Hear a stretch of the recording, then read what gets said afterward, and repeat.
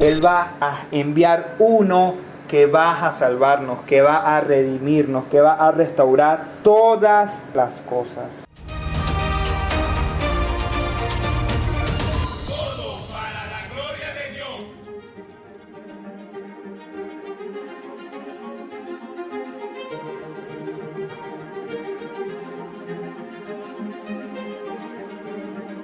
Bueno, ya nos acercamos a los temas, por decirlo así, centrales sobre la salvación, sobre Cristo, sobre el Espíritu Santo. Pero antes debemos entender el plan de redención.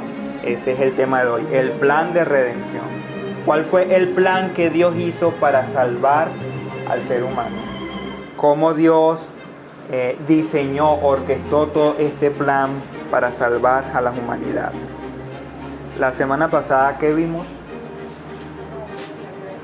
La creación y la caída del hombre. Exactamente. ¿Por qué Dios permite el mal?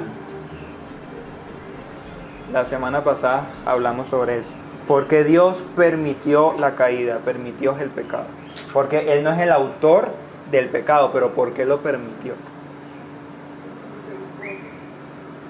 Ok, por su misericordia. ¿Quién más? Para darnos a conocer su gracia.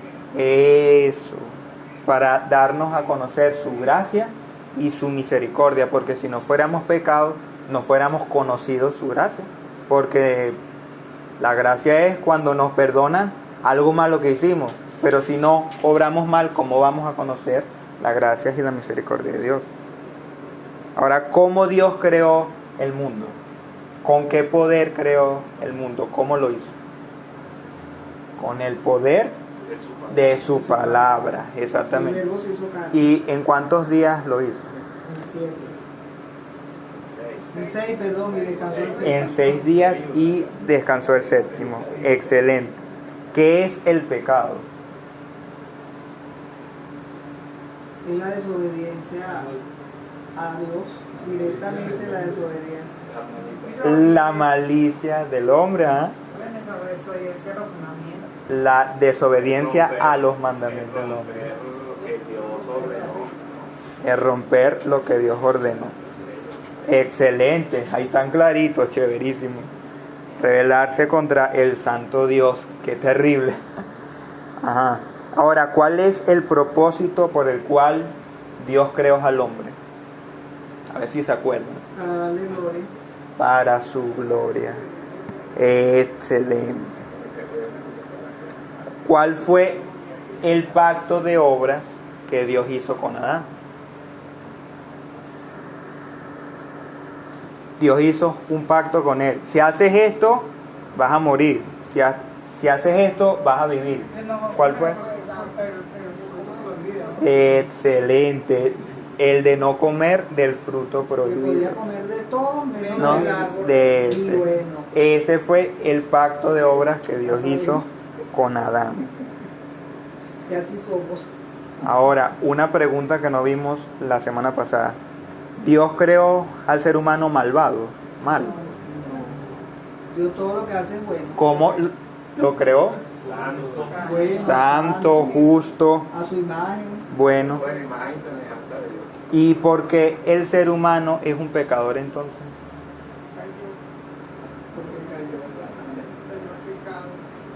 Exactamente.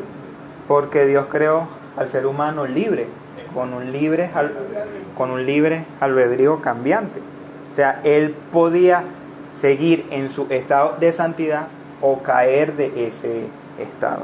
Y por desgracia, Adán y Eva, se corrompieron su naturaleza y nos concibieron a todos nosotros en pecado también.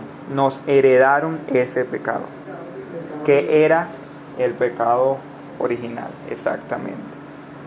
Ahora, ¿cuáles fueron las consecuencias de la caída?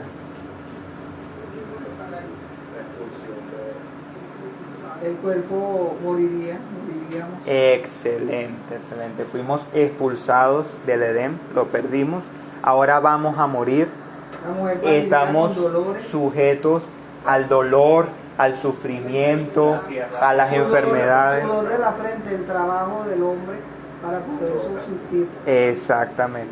Y las consecuencias para la creación, para la tierra, ¿cuáles fueron? Recibieron la maldición que Fue maldita por nuestra causa. Exactamente. Ahora todo envejece y todo muere. Las flores mueren, los animales mueren, todo se sujetó a la muerte. Y los animales antes eran herbívoros, ahora resulta que todos se comen, se volvieron salvajes y agresivos. Vamos a Romanos 8, del 20 al 22. Allí vamos a ver claramente cómo la creación anhela el día que Dios restaure todas las cosas, porque sufre, dice que gime. porque la creación fue sujeta a vanidad, no por su propia voluntad, sino por causa de que la sujetó en esperanza. Porque también la creación misma será liberada de la esclavitud de corrupción a la libertad gloriosa de los hijos de Dios. Exacto. Sigue diciendo aquí. Porque sabemos que toda la creación gime a una y a una está con dolores de parto hasta ahora. La creación gime, se lamenta, sufre y espera que Dios finalmente la restaure. Todo por nuestra culpa, hermano. Todo esto fue por nuestra culpa, por nuestro pecado. Entonces, el primer punto que quiero tratar hoy, punto A, es el pacto de gracia. El pacto de gracia. Hermano, ¿cómo puede haber gracia en todo esto? En la maldición que tiene el planeta Tierra, en la muerte, en el sufrimiento, ¿cómo puede haber gracias en todo esto? Bueno, vámonos a Génesis 3, versículo 1. La serpiente era el animal más astuto de todos los que Dios el Señor había creado. ¿Quién es esta serpiente? En Apocalipsis se nos dice que es Satanás, la serpiente antigua. Así que le dijo a la mujer, así que Dios les ha dicho a ustedes que no coman de ningún árbol del huerto. Miren cómo Satanás distorsiona la palabra de Dios. Él jamás dijo eso. La mujer le respondió, podemos comer del fruto de los árboles del huerto, pero Dios nos dijo, no coman del fruto del árbol que está en medio del huerto, ni lo toquen, de lo contrario morirán. Ahora yo pregunto, ¿Dios dijo que no lo tocaran? Que no comieran de él. Ahí está ya. Eva comenzó a añadirle a la palabra de Dios. Imagínense usted, versículo 4. Entonces la serpiente le dijo a la mujer, no morirán. Dios bien sabe que el día que ustedes coman de él, se les abrirán los ojos y serán como Dios, conocedores del bien y del mal. Hasta hoy Satanás sigue usando la misma estrategia. Serás como Dios, no vas a morir. Tú eres tu propio Dios, tú puedes hacer lo que tú quieras, no vas a morir. El pecado no va a matarte. Dios quiere es esclavizarte, castrarte. Come, nada va a sucederte. Tú eres tu propio Dios, vas a ser como Dios. Versículo 6. La mujer vio que el árbol era bueno para comer, apetecible a los ojos y codiciable para alcanzar la sabiduría. Eva no debió ponerse a discutir con la serpiente. Debió irse de allí. Adán debió proteger a su mujer y no andar quién sabe en dónde. Tomó entonces uno de sus frutos y lo comió, y le dio a su marido que estaba con ella, y también él comió. En ese instante se le abrieron los ojos a los dos, y se dieron cuenta de que estaban desnudos. Entonces tejieron hojas de higuera y se cubrieron con ellas. Cuando ellos comieron, dicen que se le abrieron los ojos. Ahí el ser humano murió. Como si están vivos, murió espiritualmente. Su ser murió. toda su naturaleza se corrompió. Sus ojos fueron abiertos y ahora sienten vergüenza el uno del otro. Quieren tapar lo que hicieron porque se sienten culpables, saben que obraron mal. Ellos buscaron justificarse a sí mismos, tapar su desnudez, tapar su pecado. Versículo 8. El hombre y su mujer oyeron la voz de Dios el Señor, que iba y venía por el huerto con el viento del día. Entonces corrieron a esconderse entre los árboles del huerto para huir de la presencia del Señor. Eso es lo que provoca el pecado. No vamos a Dios, corremos de Dios. No queremos ir a Dios, queremos huir de Dios. Y ellos se escondieron de Dios. Ahí vemos cómo el ser humano se corrompió, cómo es incapaz de salvarse a sí mismo, cómo es incapaz de cubrir su pecado, de lavar su pecado. ¿Recuerdan el concepto que vimos de depravación total? El hombre está sujeto al pecado, es esclavo del pecado. Por eso se nos dice que perdimos el libre albedrío tal y como lo teníamos en el Génesis. Porque aunque lo tenemos, ese libre albedrío es esclavo del pecado. No podemos ir a Dios, no podemos responder a Dios. Vayan a Efesios 2, del 1 al 3. Y Él os dio vida a vosotros cuando estabais muertos en vuestros delitos y pecados, en los cuales anduvisteis en otro tiempo, siguiendo la corriente de este mundo, conforme al príncipe de la potestad del aire, el espíritu que ahora opera en los hijos de desobediencia. Éramos esclavos de Satanás. Hacíamos su voluntad, todo lo que él quería. Y estábamos como muertos, no enfermos, no parcialmente como buenos y malos, no, estábamos muertos en nuestro pecado. Por lo tanto, el hombre perdió la imagen perfecta de Dios en él. Todavía hay destellos, claro que sí. Todavía podemos ver ciertos rasgos de la imagen de Dios en el hombre, pero está distorsionada, está contaminada por el pecado. Es tal nuestra corrupción que somos totalmente incapaces de hacer el bien por las intenciones que Dios quiere. Y estamos inclinados siempre a hacer el mal. El bien que hacemos es por malas intenciones. Lo único que sabemos hacer es el mal. ¿No me cree? Vamos a los 10 mandamientos.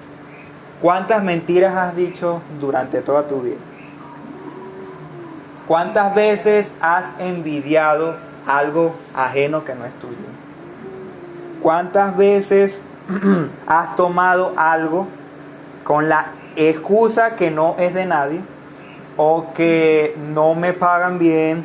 ¿O cuántas veces has descargado cosas piratas que sabemos que es ilegal? Eso es robar. Los jóvenes se hogar. ¿Cuántas veces has visto a un hombre o a una mujer y la has codiciado?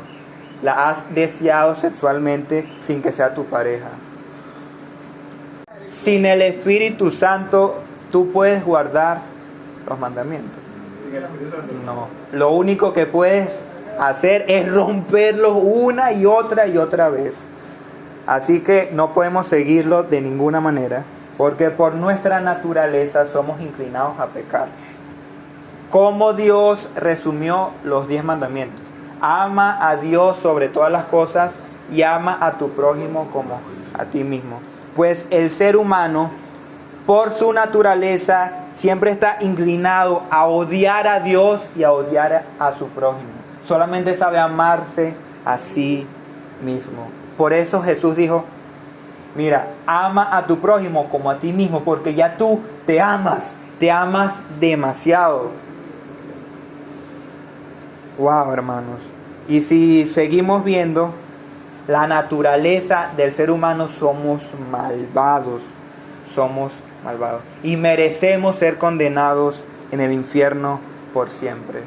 Como dijo nuestro Señor Jesús, que los echen al horno de fuego, donde será el crujir de dientes, el llanto.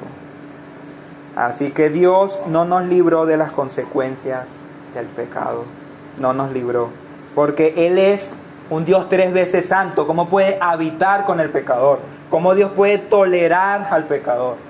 No. Es su deber como el juez, como el creador, castigar el pecado. Y cada día el ser humano ha lamentado haberse rebelado contra su creador. Vamos a seguir en el versículo 9 de Génesis 3. Pero Dios el Señor llamó al hombre y le dijo: ¿dónde andas? Y él respondió: oí tu voz en el huerto y tuve miedo, pues estoy desnudo, por eso me escondí. Ahora, ¿por qué Dios le pregunta en dónde estás? Dios no lo sabe todo. Ahí ven la ironía. Adán, ¿dónde estás? ¿Qué hiciste? ¿Acaso comiste del árbol que te dije que no comieras? Dios buscó que el hombre se arrepintiera y confesara su pecado. Pero él lo confesó. No. Miren, versículo 12. La mujer que me diste por compañera fue quien me dio el árbol. O sea, fue culpa de la mujer. Y peor, que tú me diste. En última instancia, está echándole la culpa a Dios mismo. ¡Wow! ¡Wow! ¡Qué horrible! Se equivocó con la mujer que le dio. Adelante, pasaste. Y entonces Dios le dijo a la mujer: ¿qué hiciste? Y la mujer viene y le dice: fue la serpiente que me engañó. Ahí está, depravación total. El ser humano no es capaz de arrepentirse ni de reconocer su pecado. No puede hacerlo. No puede. Versículo 16. Ahí vemos las consecuencias del pecado. Cada vez que deja luz, recuerda este momento. Porque allí es cuando lamentamos realmente la caída. Al hombre, versículo 17.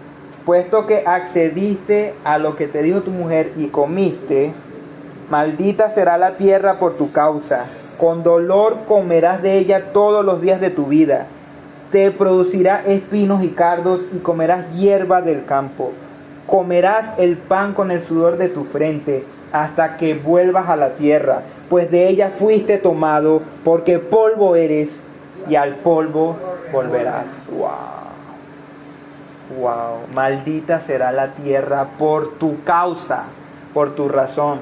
Ahora la tierra no da fruto, es infértil y vas a tener que trabajar todos los días recordando este suceso, lamentando este suceso, debajo del sol, día tras día. Y al polvo vas a volver, porque polvo eres y en polvo te convertirás. ¡Wow!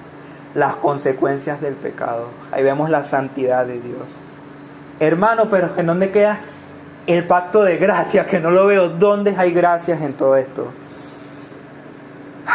Mira, si no lo has visto todavía, ¿tú crees que Dios fue demasiado severo con el ser humano?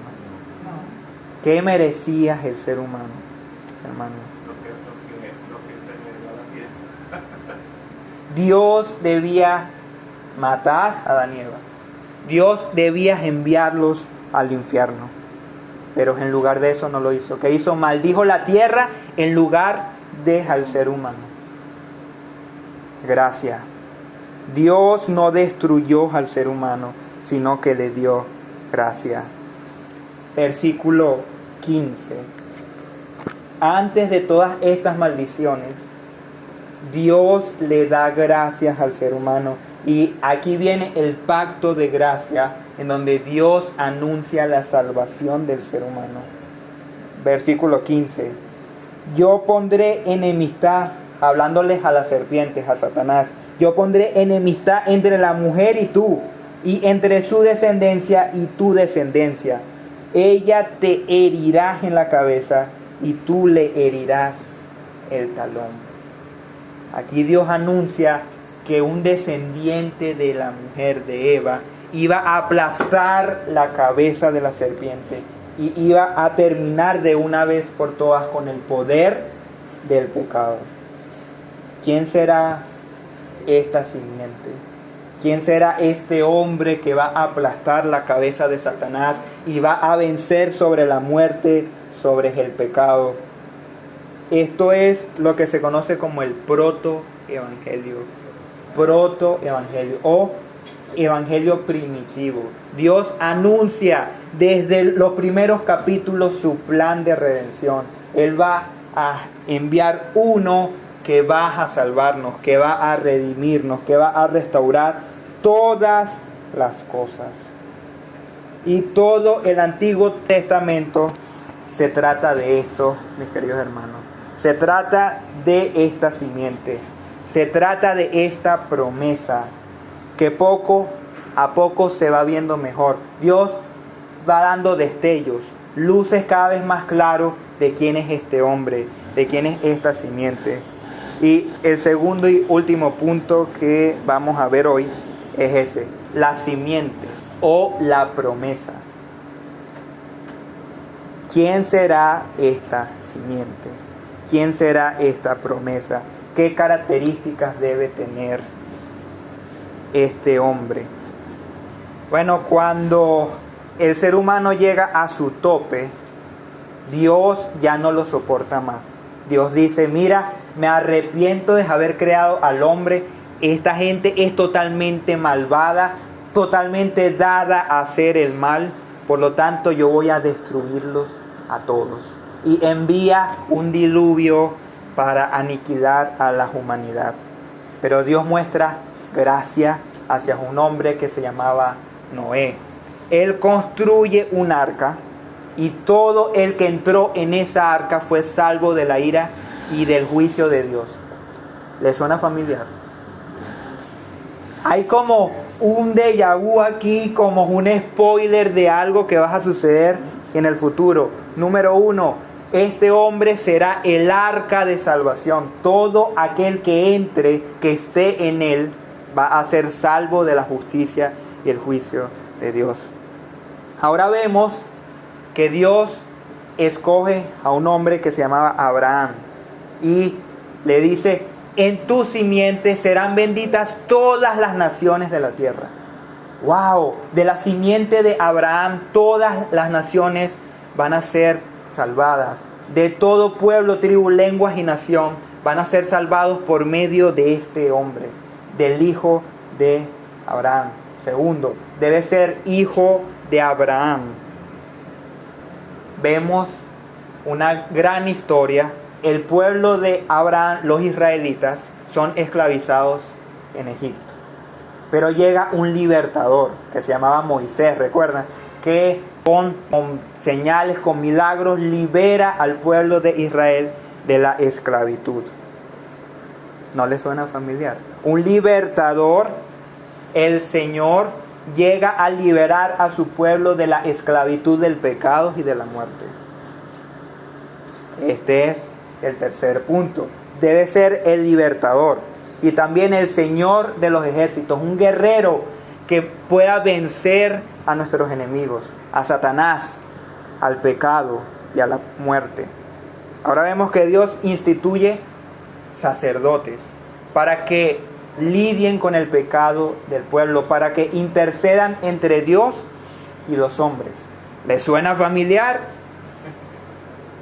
El Mesías, número 4, debe ser el sumo sacerdote definitivo, que pueda interceder entre Dios y los hombres y pagar por sus pecados.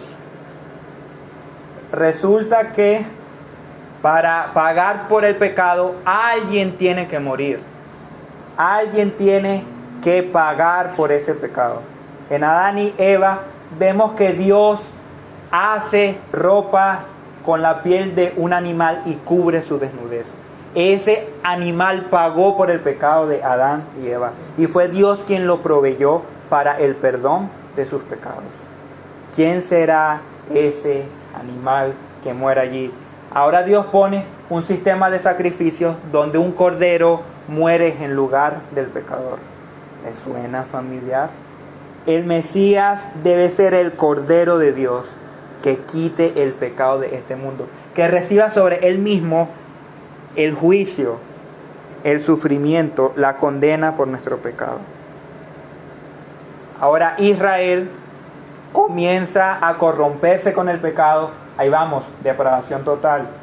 No importa cuánto se esforzaron, seguían siendo pecadores y entraron en un ciclo de pecar contra Dios, ir con otros dioses, y Dios levanta jueces.